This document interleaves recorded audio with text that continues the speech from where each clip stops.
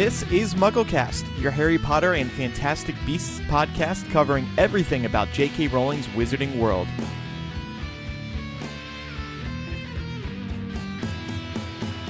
Welcome to MuggleCast episode 294. This is our Cursed Child spoiler-free discussion. Wow. Eric, Micah, and I are here this week. Yeah, we finally made it. We crossed into a new world. Would you say with it's a whole 8 Harry new Potter world? stories? A whole new Yes. world? If I could sing, I would. Yes, I would say that. Now, we are doing 2 episodes tonight. Episode 294, this one, is our spoiler-free episode. Episode 295 will be our spoiler #wormtaily episode. Well, it's good you already have the title decided. Exactly. Oh, God. You had a little help.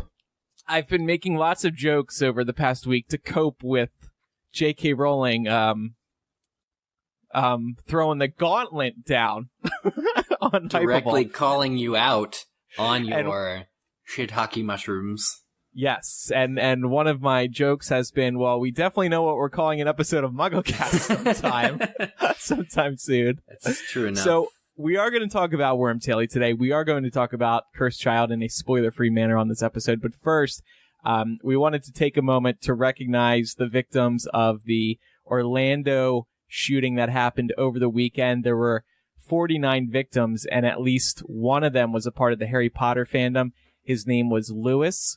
He was an employee at the Wizarding World of Harry Potter at Universal Orlando. He was a Gryffindor and was described by friends and Universal visitors as a delightful person. The Forbidden Journey ride at the Wizarding World of Harry Potter was reportedly shut down on Sunday to pay tribute to him, and I understand that on Monday night they are doing a Wands Up tribute at Hogwarts Castle. in which about is half an hour from now. really nice. Yeah. And I wanted to say here that the Harry Potter fandom has always been an accepting community. We've all known this for so long, and we know that many LGBT people are part of this fandom, and we're all extremely saddened by what happened. Which makes it important to say that there are major issues regarding acceptance and guns in this country right now. Yeah. This shooting was the worst mass shooting in American history. So I feel compelled to remind our American listeners that something needs to change, and we have 2 candidates on the ballot this November with very different ideas for how to take care of these issues. So all I'll say is this: choose your president and your senators wisely this election season, please. That's very well said. Yeah, just going into the news about it, it's so very shocking, and seeing now that actually two of the victims worked at the Universal park.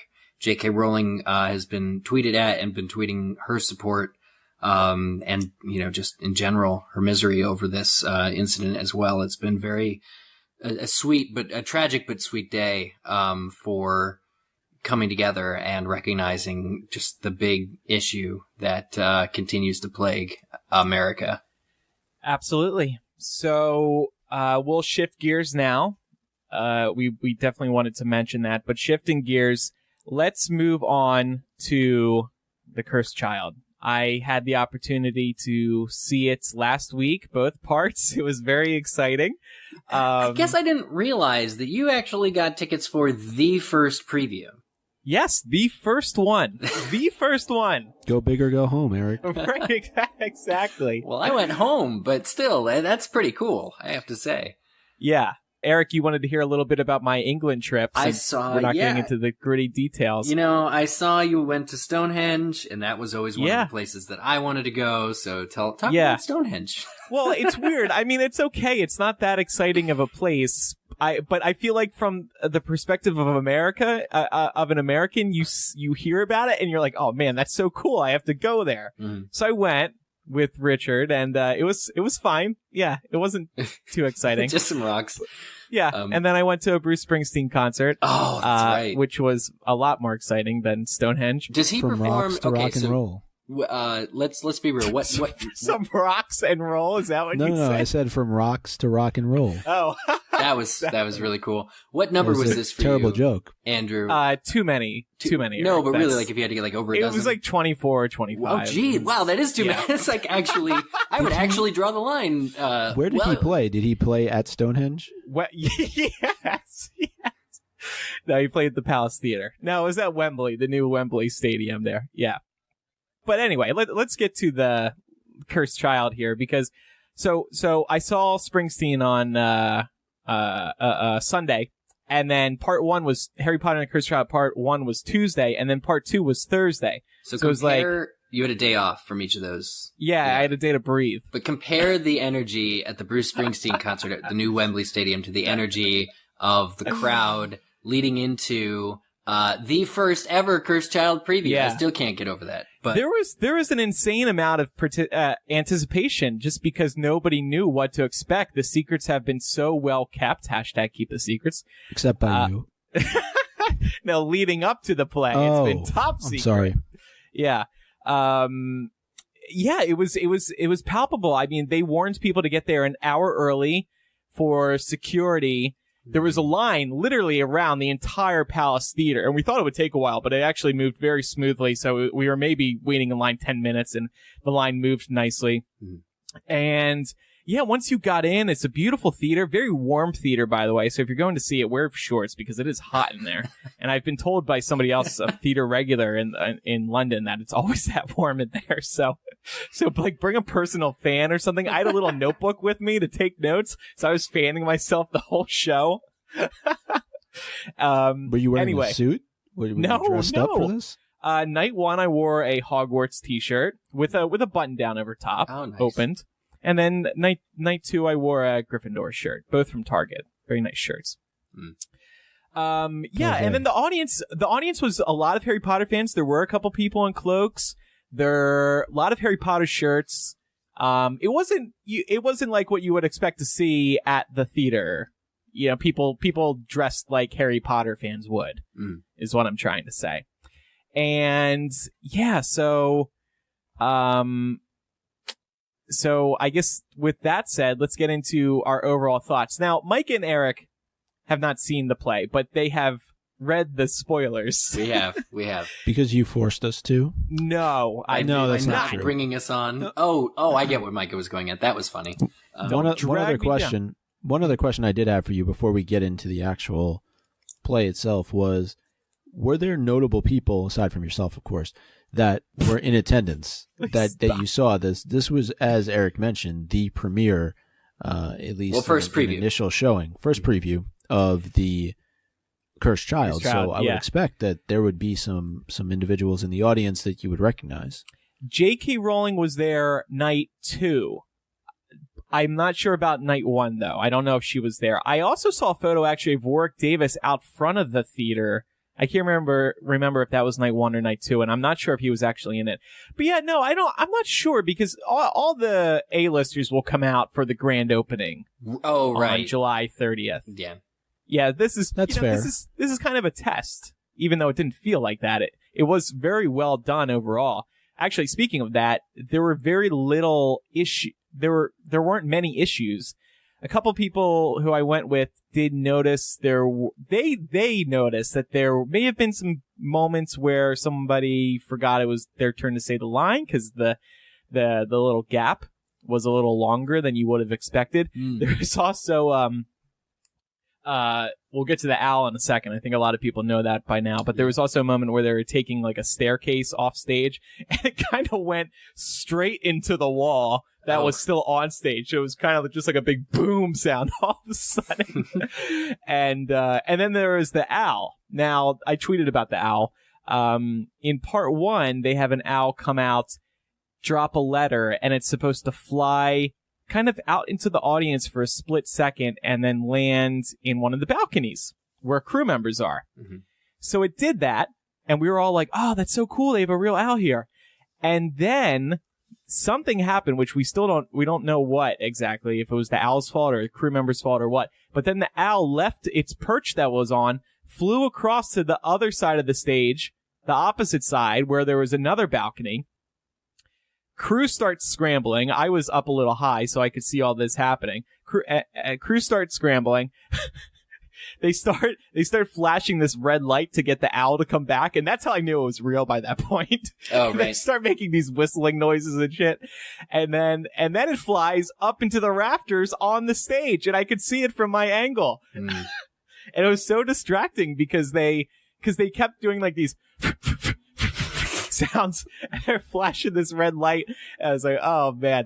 And as you may have seen, they decided that they are no longer going to use the owl. The owl is fired. I was going to say, they've cut the owl. Which is cool. Probably for the best. I know somebody who went to the second preview and performance. Got crapped on?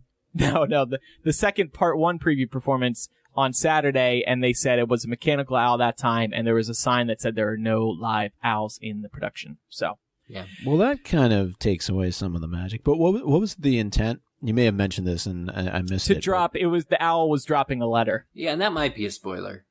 Sorry if anybody feels a little queasy about that information. I hope not. I think if anybody considers that a spoiler. See, no, my personal line is not for that, but that's getting into our Wormtaily story. You know, but my personal line is that's fine, and it's conceivable in a world where owls deliver post that you have a play set in that world and an owl's going to deliver something at some point. Okay, I don't think it's a stretch of the imagination. My mind is not utterly blown. Well, I will say J.K. Rowling better adopt that owl so it has a great life ahead of it now that it's put out of a job. And now that it hashtag first she tried to put Andrew out of a job, now she's trying to put this owl out of a job. Oh my God. I did find it funny, like, of course, the first night this owl screws up. Did they have like stage fright or something? Because obviously they went through a ton of rehearsals with this owl. They must have felt confident enough that this owl would be able to pull this off. When Selena wrote the article on Hypeable about it, and I think one of the press statements or something said something about, you know, an audience of maybe she surmised that it was just the audience, because the difference between an empty, theater versus a packed theater. Could have probably scared it. So I think that's probably, I wouldn't blame the owl necessarily. I just think that it wasn't necessarily practical to have the owl to begin with, and they've quickly seen and made that change. But that's exactly what previews are for. Right, and that's what they said. It's a test period for them. Yeah, for owl testing. Owl testing. Primarily. So, good. So here's my TLDR review of The Cursed Child. Okay. What's that? The play, too long, didn't read. That's what that stands for. But spoiler free still, all the same.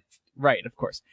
The play, the visuals, what you see on stage is fantastic. The acting is phenomenal. The choreography is phenomenal. The staging, the lighting, the effects within the whole theater. It really takes over the theater in some points. It's remarkable. I truly loved it. Everything is fantastic except for the story. They screwed up the story. I tweeted this. It enters Breaking Dawn level absurdity. That's what you tweeted. At least 1 point. I read that. That's crazy. And I had this idea about it getting into Breaking Dawn territory like early on, and as the play went on, the whole thing is 5 hours when all said and done. Oh, Jesus. As it went on, I was like, okay, there's going to be something that's going to fix this. I'm not going to have to say this.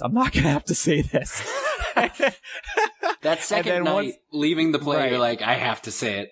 Yep, I was walking up the stairs, and I'm like, I can't, it has to be said. And would you guys agree with that, knowing what you know? Oh, absolutely. And I haven't seen it, as you said, but I've obviously read the main plot points of The Cursed Child, and to me it just seems downright absurd, and I'm kind of surprised that J.K. Rowling would go in that direction.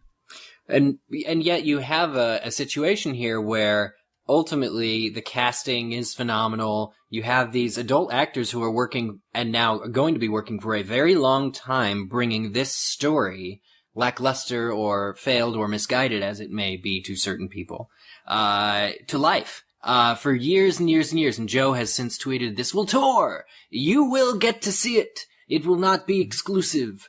All of this news about this bright, bright future for a play which is excellent to see live, as you'll attest to, Andrew, but ultimately something that hurts the happiness of someone who's looking for a story that is different than the one that's in this play. And that's all I'll say. Yeah. Right.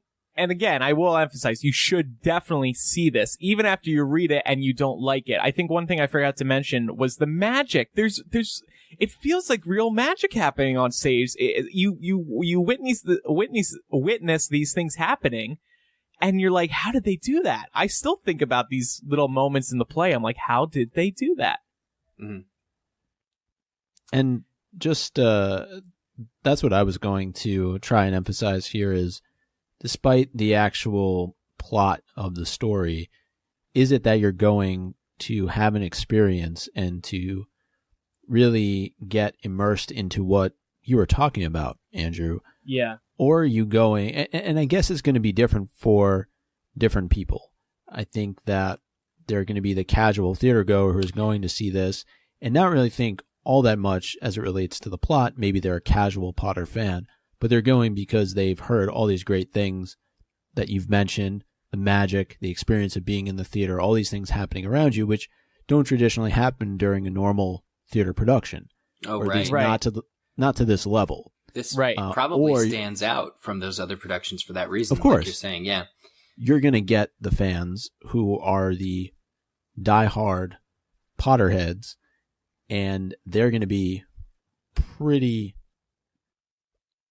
insert word with what has been created. And this is where it's easy to sympathize with those who just want to stick to what is the canon of the 7 books that have been written and not go beyond that. Because from my understanding, and we'll talk about it in the spoiler episode, this just goes completely off the rails. I mean, as fan fiction-esque as you could possibly want to get, you've got it. And to me, that's a bit disappointing. Mm. Yeah. I have to say, to its credit, and I believe me, I was searching, not just for spoilers, but when part 2 ended, searching for negative tweets, about it. And they were actually in the first 6 hours, after that play letting out, granted, I know it was like late at night, but negative tweets were actually hard to find. Mm. I don't think you have to be negative, though. I think you can be disappointed and not necessarily be negative. I suppose what I was searching for, and I searched both #CursedChild and mentions of HP Play LDN, which is the official Twitter for it. I was looking for anything that wasn't a rave review that was loved it, best thing I've ever seen. And believe me, honestly, guys, there were plenty of those.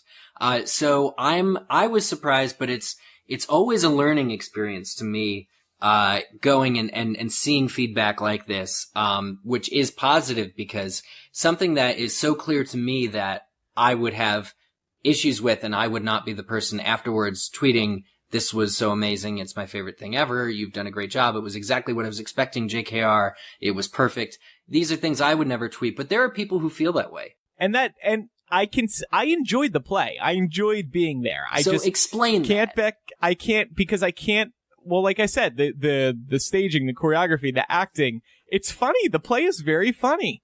There are some emotional moments in this story, but I think it is seriously affected by the core story, and that is not going to change because these twists. There's 2 I'm thinking about in particular. The big one that we all are thinking about, and then another one to a lesser extent, which I'll discuss in the in the spoiler episode. But yeah, it is an enjoyable experience. As for all the positive feedback, I do think it is deserved. I also think that if you are a diehard Harry Potter fan and you were there on opening night and you paid a good amount of money for these tickets, right, and you wanted to kind of, brag about being there, you're probably going to leave a pretty positive review about what you saw. No matter how good or not good it was. Sure. We have been getting a couple accusations on Hypable, to be fair, that in light of Wormtaily, we're purposely throwing the play under the bus. But we all did genuinely like it, and we wanted to have a Hypable person or 2 on, but just because of the time we were recording, we couldn't make it work. they'll be on at another time. But we all did have a great time after the show. We all said that we all enjoyed the magic, the acting, the choreography, the jokes, the fan service that they do. But these things, they just seriously affect it. And I worry that when you're reading the script book, you're not going to have all the positive things in this play. I think that's only going to have this. You're only going to have this questionable story. And I mean, one other thing I would add is that today we did a couple polls on the MuggleCast Twitter account. We asked 2 questions. One of them was, have you read major Cursed Child spoilers? If so, how would you grade the story as you interpreted it? Now, people, in fairness, this shouldn't be a solid, this isn't a, rock solid answer to how people are receiving the story because they haven't read the actual script. But 16% said great, 30% said good, 30% said bad, 24% said terrible. They thought The Cursed Child was one of those 4 things. So is that more than half on the bad and terrible side? Yeah, by 4%. By 4%. Okay. So the fandom, if you're asking just these 201 readers of the spoilers, were not impressed by this. So you ran another poll actually, which had over 1,000 votes. The one that we just read from had 200 votes, but the one with 1,000 votes on MuggleCast asked, hang on. Have you purposely read Cursed Child spoilers? 30% said yep, most things. 18% said just minor things, and then 52% said nope, avoiding it all. So in other words, half read at least a spoiler or 2, while the other half is avoiding it all. Yeah. And that's fine. I mean, you should, we'll talk about this in a little bit, but it's up to you what you want to do. So, yeah. But I thought Unless it was interesting. you do a podcast, then you have to. You have to do, you guys chose to. That's true. We did choose. We were not forced. I went actively seeking, and maybe you all banded together and decided to come up with the biggest crackpot theories out there and mesh them all together we and put them out on the internet. No, I think something that you said, Andrew, is very important, is that you have to be able to see this all within the context of the actual show. It can't just be you're looking at the plot by itself and determining that it's going to be absolutely the worst thing that you've ever seen in your life. I think that you can certainly take a little bit of an issue with some of the things, and we'll touch on them that have been written and the way that they've been written. But look, this is what's been created, and from everything that you said, it's very encouraging, right? You should want to go see this, and you should want to experience it for all the reasons that you listed. And so while I can sit here, I have really no context to be able to say other than what I read. And that's not a great perspective to have. You need to experience it in its true form. And then I should be able to come back and say, okay, that was the greatest thing I've ever seen, or you know what, it was okay, or that was horrible, I never want to see it again. Right. Well, and there were a couple of other positive things you had to say about the play, Andrew, specifically the merchandise. Yeah. Well, let me add one more point to that, which is that's why I wish so bad that this was being filmed on stage and broadcast live on July 31st in movie theaters instead of the script book being published, because I think people will have a much more positive view of this thing if they're actually seeing all this magic happening on stage as opposed to reading about it. It remains to be seen just how detailed this script book is going to get. Stage directions, yeah. Right. I mean, is it going to describe the magic that was happening on stage? I kind of doubt it. It might lightly get into details, but you just have to see it. So then again, on the other hand, if they were to have broadcast it in a movie theater, that probably would have seriously affected ticket sales for the Palace Theater. So this was just a tough situation all around. I mean, frankly, the only good solution would have been to not do it at all. To not do the play at all. Because it's like, on one hand, okay, script book is good because you're getting the story out there, but people aren't going to see the good parts of it. The redeeming. Yeah, so if the script book is flawed, you're like, oh, well, you've taken out all these elements that are basically essential to the majority of people appreciating the play. Right. Or they're just crucial in any play. You know, when you see a production, it's well different than just reading the script for that production. Anything drama, anything theater. So I can see how in this point it would be particularly problematic to have the script book published. And, you know, I think that you're right. Like having a filmed version would make it a lot clearer, the story's redeeming qualities, or just in general what the play is. I don't know about that though, because if you're watching it in the movie theater, you don't get the same sort of impact as being in the actual theater where it's being performed. Well, you know, and there's a comment I wanted to reference, from one of our patrons, Ashley Crakes, or Ashley Upchurch Crakes, says, I think it was last fall, but at some point JKR said, quote, I'm confident that when audiences see Harry Potter and the Cursed Child, they will understand why we chose to tell this story in this way. And her question is, now do you understand why she made this one a play? Yes. And this is a great point. I wanted to bring this up as well. J.K. Rowling, this whole time, she said she made this comment. She made the it's not a prequel comment. We really have to take her words seriously when she says all this stuff.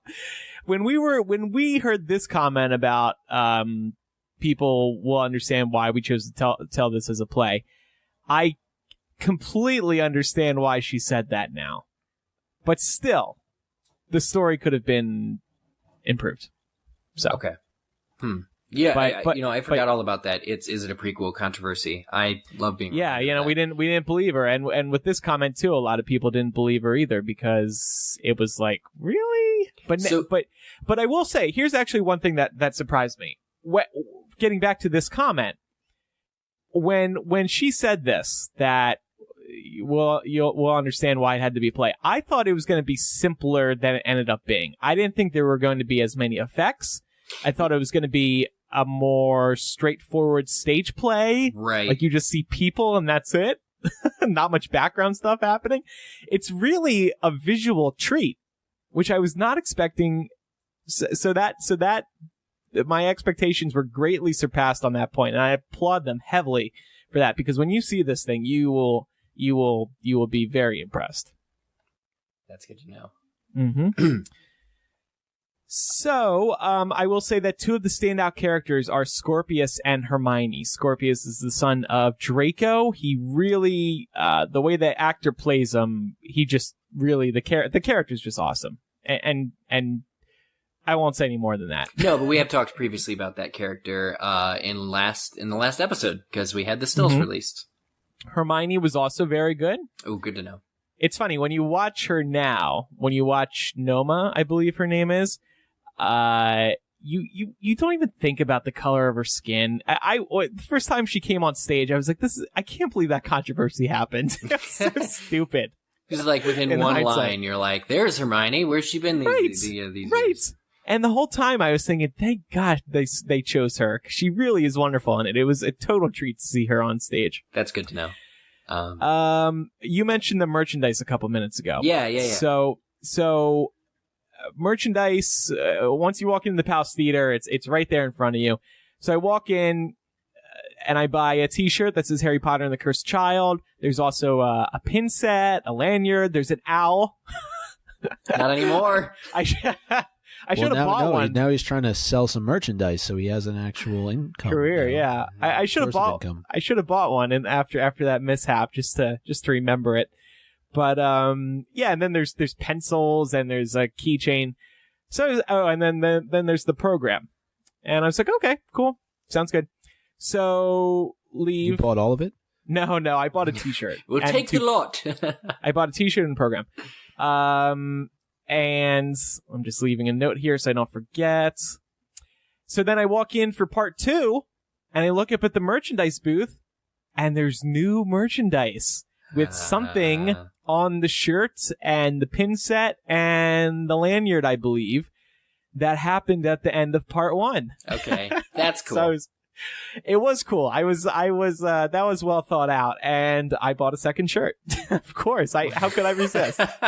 So now I have 2 Cursed Child shirts, and apparently I can't wear the second one because hashtag keep the secrets. You have to wait till Harry's birthday for that one. Yeah, exactly. Yeah. But I was just considering like the unique format of having not just it's not a 2-act play, it's a 2-part play. 2 parts on 2 different evenings. They have the opportunity to do something like this, which I think is genuinely cool. You know, sometimes we scoff at like the theme park or any kind of when Harry Potter's like over merchandised, but I just think it's cool that it changed. Like that's a cool idea that exists only because they have a play that is essentially one play on 2 different nights. Yeah, I think it's a great idea. I think it's really cool. It was a nice surprise. I was pleasantly surprised.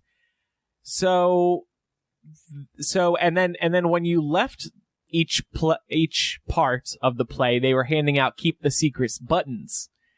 The J.K. Rowling had tweeted one a day or 2 before part 1 clearly opened. Obeyed.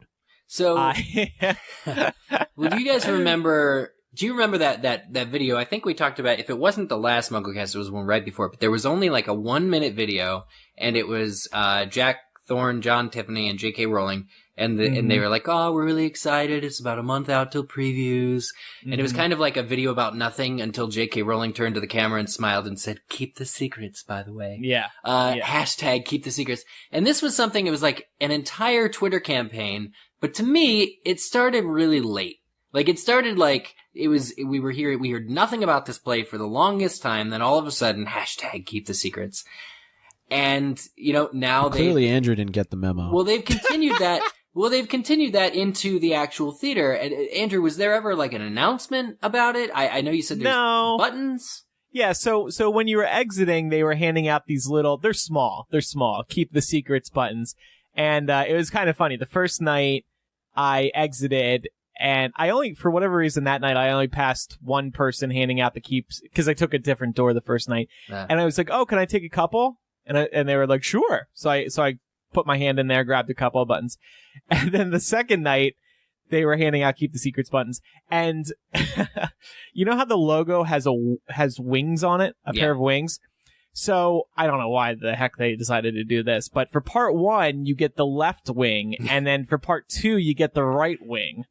And so they're 2 different buttons. They say the same exact thing, but they're technically 2 different buttons. The wings of the snitch, it has the nest for the center that the Cursed Child, or rather, so we think, is in. Okay, in the logo. Right, exactly. And so the second night I took a different route out of the theater, and I went down 3 floors. And so on my floor, I passed the button person. I'm like, oh, can I take a couple? I'm like, no, sorry, you can only take 1. I was like, oh, bummer.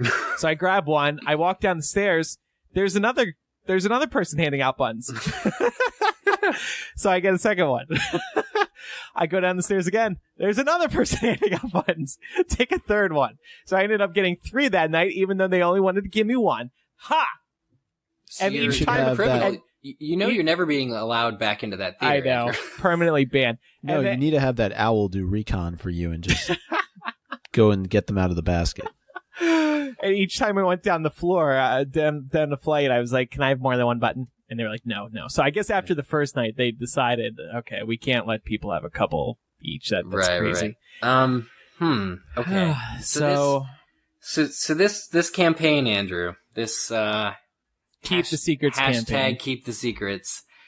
What were your thoughts going out? Like, did you know going in that this was something that essentially that I wouldn't do? Well, Hypable took I think a unique position on the whole matter, which it was separate from, following part 1.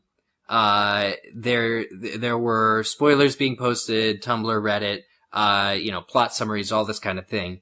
And unlike that, Hypable, you stated very clearly in your first article, that Joe's wishes are to hashtag Keep the Secrets, we're not exactly going to do that completely. I think that was I'm paraphrasing, but that was what you said. And so you decided, and Hypable published, I think it was supposed to be 3, but at first it was 2, tidbits, which is what I think it's fair to call them tidbits, but somebody else that we know and love, or thinks that they're, or calls them spoilers.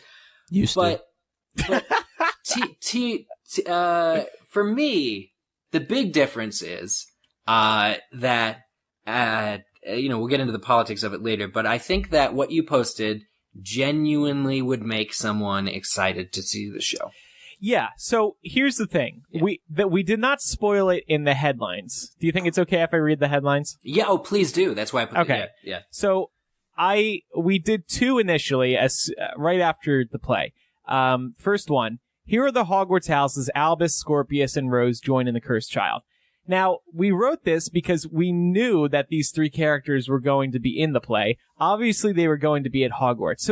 So you know they're going to have Hogwarts houses. That we're not spoiling anything if you're just looking at that headline. If you click the article, yes, you will find out which houses they're in. But that's still after several paragraphs. Again, you say, Joe's wishes are for this. We are not exactly, but here's this and that. Okay. Yeah. And the reason we wanted to do that, because obviously there's going to be demand for this. People want to read. There are a group of Harry Potter fans, as the poll that we did on Twitter earlier today showed, who want to see the spoilers. They don't want to wait another month and a half knowing that the play is already happening. And we want to offer that to them. And so then the second headline was, Harry Potter and the Cursed Child reveals something delightfully new about Hermione. We purposely made that one very, very broad. I was gunning to go a little vague. Yeah. I wanted to go a little more specific, but Selena insisted on this, and I'm glad we did in hindsight. Kept it this way. Right. I mean, really the only leading thing in that title is delightfully. Like, this... It means you'll like it. This tidbit won't suck. Yeah, exactly. Right. Which I don't think that's unfair to state. Yeah. But again, it's bringing, I think, good feelings and good thoughts towards the play that you guys have just seen. Yeah, it's positive coverage. So we publish these. We go to bed. I was staying with Hypable co-founder Richard Reed. I wake up to Richard going, "Oh no!" And I'm like, I'm just waking up. I'm like, what? He's like, "Oh no!" I'm like, "What?" And he's like, "J.K. Rowling tweeted about us," and then he read me the tweet, and I was initially like, of course, in shock. Like, what? That's crazy. I didn't believe him at first. I thought he was messing with me. And then I was scared because I thought most people were going to side with her on this matter.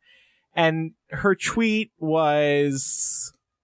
It's important to read the first one. Oh, yeah. So right earlier in the morning, before she tweeted about Hypable, she said... Do you have it in front of you? Yeah. So reaction to the first preview was ... Wonderful. Feedback is fans really do want to # keep the secrets for each other's sake. # don't be Wormtail. Yeah. Now, I assume she's referring to the fact that Wormtail was the secret keeper and ruined the lives of Lily and James Potter and Harry and everything. I think that's right. So, don't be Wormtail. That makes sense to me. When she said it, okay, fine, it's cute. So that, she tweeted that at 10:30 a.m. London time. All right. And then, an hour later, she tweets the following. If you don't want Cursed Child spoilers, avoid Hypable. # Wormtaily. So this was the tweet that was read to me as I'm waking up. And I'm like, what the F? Now, how's your site traffic? Right. This is just so bizarre on so many levels. First of all, why did J.K. Rowling decide to call us out? Because spoilers were elsewhere. The full plot spoilers by that point were already on Tumblr and Reddit and other places. And at that time, the only posts that Hypable made were the 2 we just talked about. Right.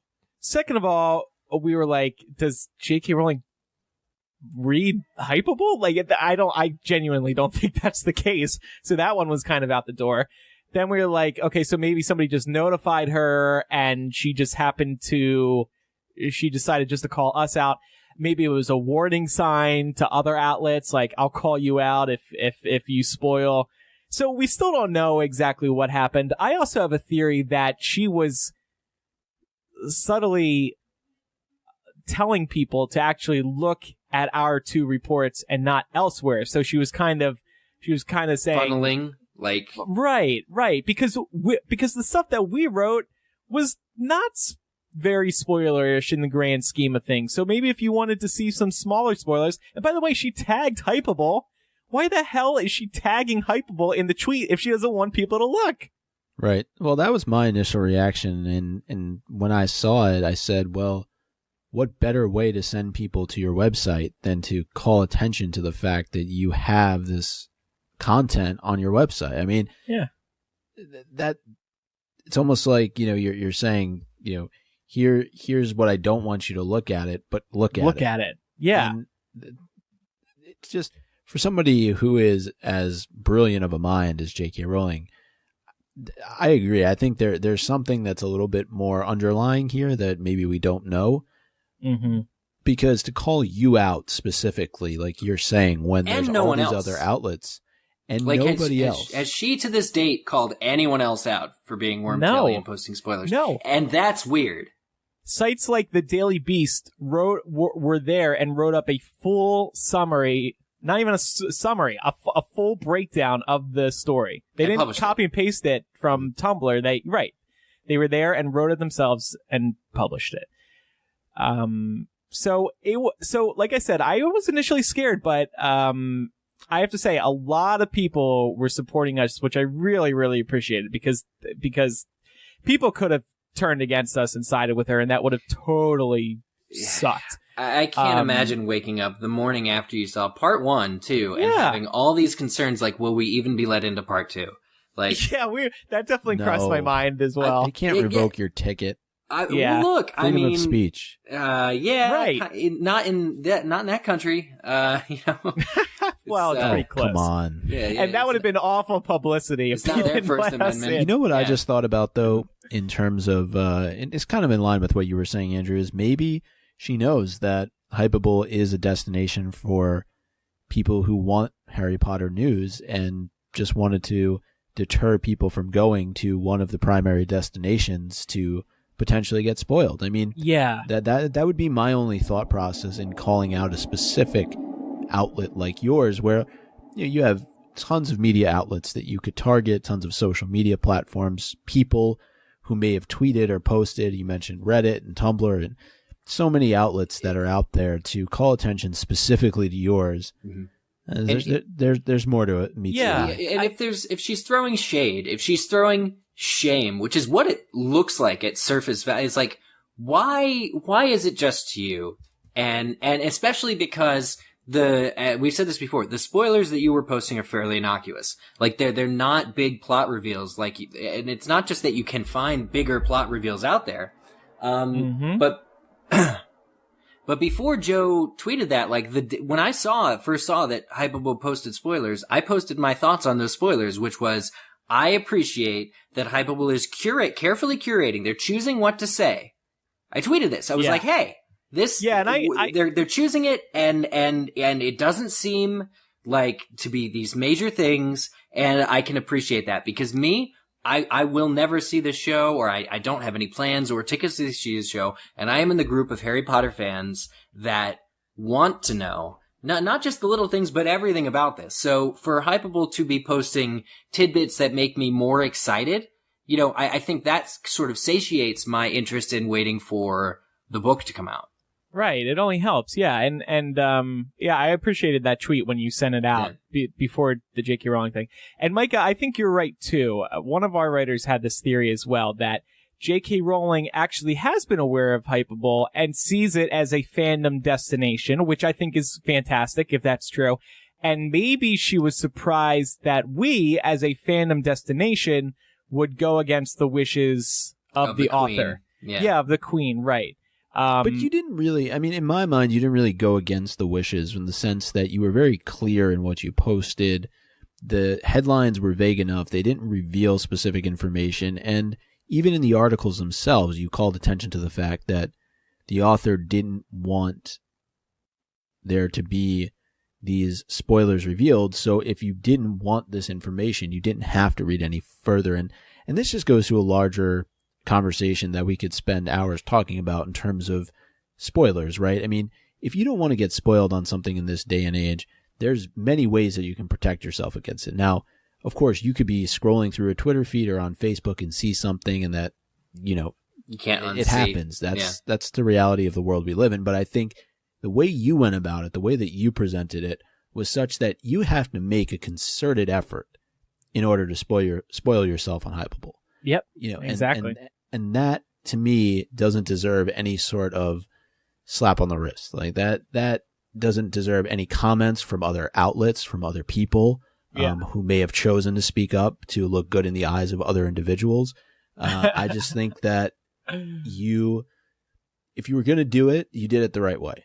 And it's weird. Well, thank you. That Hypable's the only one. Like that just to me is weird.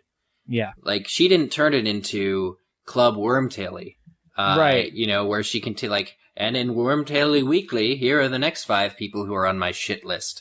It was not at all about that. Weekly. To be honest, she couldn't do that these days because wormtaily.com, I hear, is taken. So that was that. We've been having a lot of fun with this. Did you buy it? I bought wormtaily.com. It redirects to Hypable. I masked the title. So if you type in wormtaily.com in your tab on your browser, it'll say wormtaily.com, your number one source for Cursed Child spoilers. It's a pretty cool trick. And it's a way to make light of what could be this terrible situation. Like, we don't know, right? You don't know if Joe hates you, right?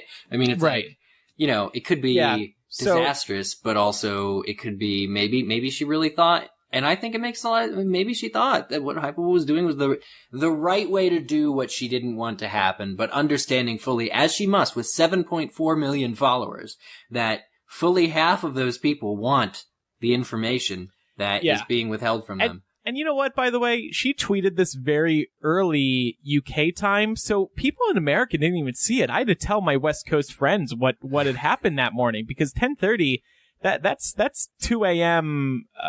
West Coast time, 5 a.m. East Coast time. Nobody's up then. Yeah. And tweets nobody sees tweets from a long time ago. So it wasn't, it definitely blew up. Trust me, it blew up, but it a lot of Americans didn't even see it. But, Mike and Eric, I would like to apologize in advance if this means for absolutely sure that we are never interviewing J.K. Rowling on this show. I take full responsibility for this matter. But I made my peace with that already. That's why I think that she can put that aside. I don't think you did too much. We just can't have Andrew on. Right. Yeah. No, I will. J.K. Rowling, I will not be on if you agree to do an interview with us. We will leave it up to Mike and Eric, and we will never speak of a Cursed Child spoiler on this show again. Mm-hmm. Just like when we spoke with David Heyman. What? Right? What was the deal? You made that disparaging remark a couple episodes prior about David Heyman's mother, and we couldn't have you on the interview. That is not true for anyone who doesn't. It was fake. You just happened to not be available or whatever. I think it was like a really difficult time, or you were seeing Bruce Springsteen for the only 17th time or something like that. I don't even remember. But yeah, like this was just an interesting situation, okay? And surrounding this entire crazy last week, which we're doing 2 episodes about tonight. I mean, this has only been the first of 2 episodes that we're going to do about this crazy past week that we've all had. Even us, Mike and me from across the pond, not seeing the play. It was just the craziest sort of series of circumstances. And really, if you're talking about fandom being alive, the reactions and the high emotions that were running from every corner of the web and the net as we see it. This was truly something, I think, not even just a resurgence of what we used to have, but I think something completely new and unique, and scary and concerning. And it's just the emotions that I've felt connected with Harry Potter in this past week, are at a peak from, months and months and months of, years of gradual decline. And this is something that we should both, I think, just commemorate by calling it out, but also kind of notice that people really care about Harry again, and it's really causing a lot of stirs. Yeah.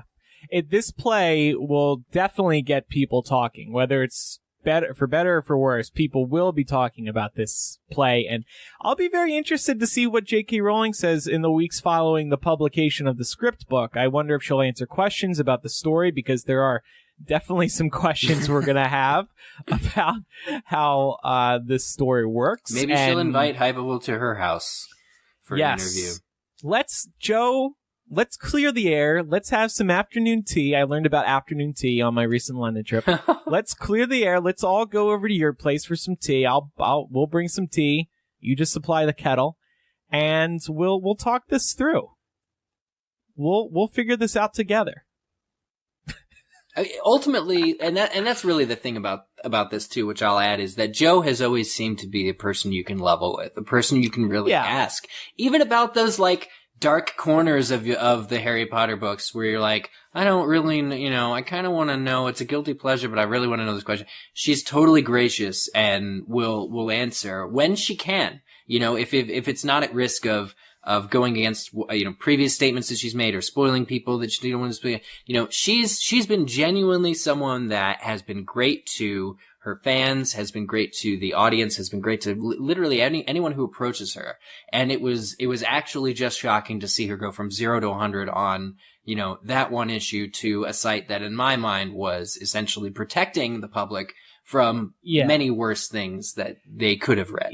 And to play devil's advocate, there were people who sided with J.K. Rowling, and that's fine. I am not going to sit here and tell everybody how to manage spoilers. That's always been an issue on the internet. There's no clear answer about managing spoilers. We think we did it we did it in a way we are comfortable with, knowing nobody was going to be unintentionally spoiled. And that's fine. You can take J.K. Rowling's side. I'm completely cool with that. And I don't want to sit here and be like, J.K. Rowling is wrong and everybody agrees with her is wrong. I'd never been more sick of Twitter by the end of that day. Like, I was reading tons of great support, but I was also duking it out with some people on Twitter who were I didn't want to tell people they were wrong, but I was just trying to explain our situation, why we did what we did. So, yeah. And that's hard as hell in to those do situations, you just have to put your thoughts out there and let them sit out there, and people are going to respond the way that they're going to respond, and you can't make everybody happy. But I agree with what Eric said in terms of leveling. I bet if you were able to respond directly to her, however you would go about doing that and explain yourself, I'm sure that she would be accepting of it, and maybe not totally agree with your approach, but I think that you could find, as you said, some common ground. Yeah. But for now, I am on a hiatus from tweeting J.K. Rowling. I believe it's best that at this time we don't talk. It's complicated with J.K. Rowling. Till the day you make her blush again. Till the day I make her blush again. Yeah. I used to enjoy it. I just don't feel comfortable at this time tweeting her anymore. I tweet her a lot of fun stuff. I used to. That was the old me. The new me is going to lay off. Broke up. We get it, dude. Look, it's just weird. It's a weird and exciting time. And honestly, if you're still listening to us, if the first 25 minutes of this podcast didn't turn you off because we were being so negative, I have to say that I think we're all pursuing the same thing as fellow Harry Potter fans, which is a way to continue to celebrate our story and have new stories that meet our wildest expectations be told and shared with, a group of like-minded people who have come so far together and love each other. And I honestly think the message is very positive, just like the message of the Harry Potter books. Like, this is something that, while this happened, and I think all three of us unanimously don't quite agree with a lot of what was just produced on London's West End, what we can say about it, I think definitively, is that it is still a part of us that we're, and it's a part of the world that we're proud exists, because ultimately the message of Harry Potter, the message is the many intents, we know that this was not maliciously produced. It's all good. And the people who are working their heart off, acting and performing in this play and wrangling owls, which I guess the Wranglers might not have jobs now. We're all kind of just experiencing this thing for the first time, and it's ultimately not something that is comparable to anything else that has ever happened. So we recognize how special this moment is. Those people are now operating remote controls instead of wrangling Right. the owl. But they had dual and IT degrees. Yep. One more thing is that in this particular case, we tend to agree with Andrew, but if we didn't agree with him, we certainly would tell him, and we certainly would be, I think, just as vocal. So for those of you out here who are listening to the show and saying, oh, well, they're Andrew's friends, of course, they've been podcasting with him for 10 years, they're going to side with him. I don't necessarily think that that's the case. I mean, I think this is just a situation where we agree with what, his position, and we agree with what he did, and don't necessarily agree with the response. But I think we've always been good about, showing differing perspectives, and so I just felt that it was important to say that. We haven't been coerced by Joe or by Andrew. Yes. I want to give a couple of shout outs to, first of all, Nolan, who I sold an extra Cursed Child ticket to. It turns out I had found him through Twitter, and turns out he was a MuggleCast listener. So doing shit on the black market now. Oh man, I had a couple of people with me who were like, "You got to sell that ticket for double or triple the price," because it was obviously a very hard ticket to get. But I said, if I'm going to go out on my Twitter account and offer this ticket to people, I'm not going to rip off somebody, because chances are it's going to be a MuggleCast listener. Now J.K. Rowling's going to know about that too. Well, no, that would be Wormtaily in my, that would or be Mundungus Wormtaily. Fletchery, really. Yes, I will happily rip people off with Bruce Springsteen tickets because I don't know them personally. But with MuggleCast listeners, I feel like I know them personally. Hashtag Fletchery. There we go. Right, exactly. The hashtag. It's fun. And then I understand why Joe did it.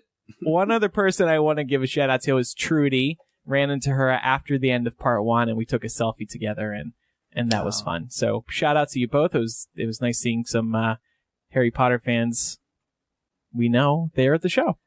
Let's talk about how we're about to do a spoiler episode.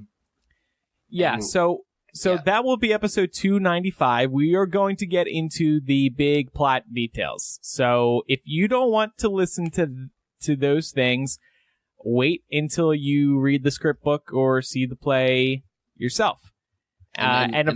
Of course, after July 31st, in episodes after July 31st, we will be talking about those spoilers more openly again with more people. We'll put it in the title. It'll be very clear. We'll, do a monologue at the beginning of the show so that everybody's protected. But we don't, none of us have issues doing that or have ever. So I think it's going to be pretty clear that the next episode of MuggleCast, which we're recording next, will be spoilery. It'll be like the early days of MuggleCast where we said, if you haven't read Half-Blood Prince yet, please press pause and switch to another podcast, or else you're about to be spoiled. You need the drums. You need the hashtag guitar. Snape kills Dumbledore. Oh, gosh. Hey, did you guys know we have a Patreon? I just wanted to give a quick plug to the Patreon, because time is running out to get a MuggleCast t-shirt. You can see the gorgeous designs on our website right now. If you sign up by July 31st, you will be eligible to receive a t-shirt in a few months' time after you've been signed up for a few months. I didn't tell you this. I am getting 2 made independently. Eric! So I can take them to... so that I can take them to Indie Pop this weekend. It's no. That is Wormtaily. It's to help promote our Patreon, because I will be at Indie PopCon this weekend in Indianapolis. It's at the Indiana Convention Center. Come on down if you live in Indiana. We're gonna be at we share a booth. Okay, it's MuggleCast sharing a booth with Resistance Radio, which is Hypable's Star Wars podcast, hosted by you know who, Mikey Bouchereau, Mikey B. From MuggleCast history, is on his Star Wars podcast every week with Hypable's Danya Abramo. Mm-hmm. And she is awesome and British. And Mikey's awesome. And I've had the pleasure of guesting, and Andrew and I guested on the first episode together. It's a great podcast. We'll be sharing a booth. We have MuggleCast buttons. For the very first time. For the very first time, we have brilliant new banners. For free. for free, we have banners that we got printed, which look awesome. We just saw, and you're going to come by and see them with the new MuggleCast art on it. And really just if you're at all in the area, we have to plug that. Come on down, and you'll also get to see the Patreon shirts in live, just so we can, get the remaining 120 or so open spots closed up before July, when we have to start printing the shirts. We will also be at GeekyCon in Orlando, which is from July 29th to 31st. We will be co-hosting their Cursed Child midnight release party. I know I'm going to be excited to look at that book. I want to see what the heck this thing looks like inside. Are they going to describe the magic that was happening on stage? I want to know. So we are going to be there. We're going to be doing some podcasting fun. GeekyCon.com. You can learn more about how to attend there in Orlando.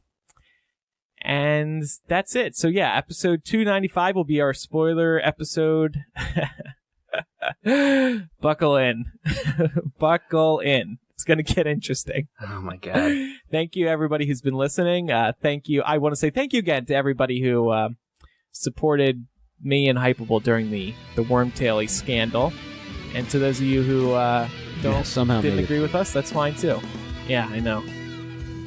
So, thank you everybody for listening, and we'll see you next time. Bye. Bye. Bye.